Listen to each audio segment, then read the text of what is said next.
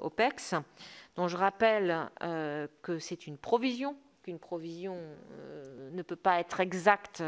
sinon ce ne serait pas une provision, mais une inscription définitive,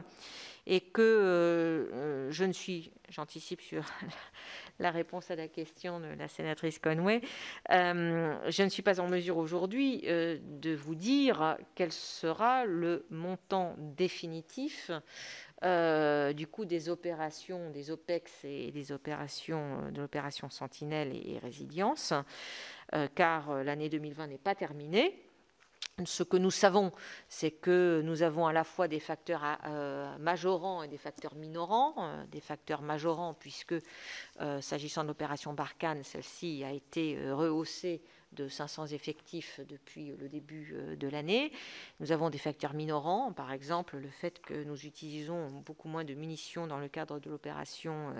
au Levant, l'opération Chamal, puisque nous utilisons moins de munitions et les avions qui sont basés en Jordanie désormais